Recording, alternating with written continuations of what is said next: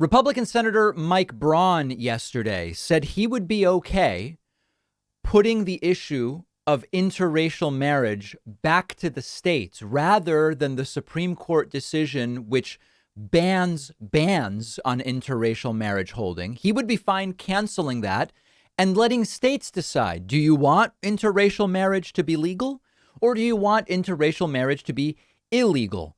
This understandably created a firestorm because it's a crazy thing to say. Let's look at the clip. Here is Mike Braun. So you would be okay with the Supreme Court leaving the question of interracial marriage to the states? Yes, I think that that's something that if you're not wanting the Supreme Court to weigh in on issues like that, you're not going to be able to have your cake and eat it too. I think that's hypocritical. What about Griswold versus Connecticut? Well, you can list a whole host of issues. So he very clearly heard the question.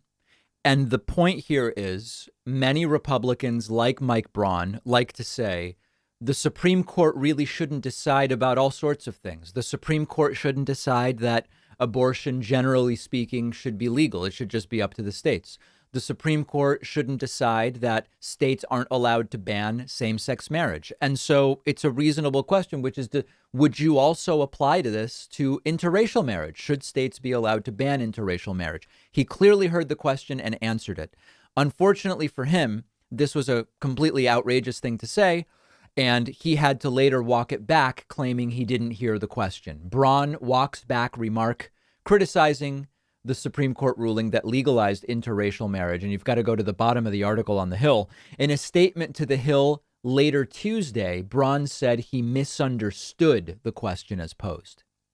Earlier during a virtual press conference, I misunderstood a line of questioning that ended up being about interracial marriage. Let me be clear on that issue. There is no question the Constitution prohibits discrimination of any kind based on race. That is not something that is even up for debate. I condemn racism in any form at all levels and by any states, entities, or individuals. So claiming he just didn't even really know what he was being asked. Now, there is a very important legal conversation to have about when should states be left to decide about whatever. And not all of these issues are created equal. When you say, well, leave states to decide about abortion. Well, OK, the Supreme Court put in place this undue burden test. That's the basis of Casey. Casey is the decision. In addition to Roe v. Wade, you've got Casey. And there, the court put in place this undue burden standard, which says that abortion restrictions are unconstitutional if the purpose or effect places a substantial obstacle in the path of women who want to get an abortion. So that's one decision and one sort of framework. Leave states to decide about, do you have to have car insurance? Most states say you do.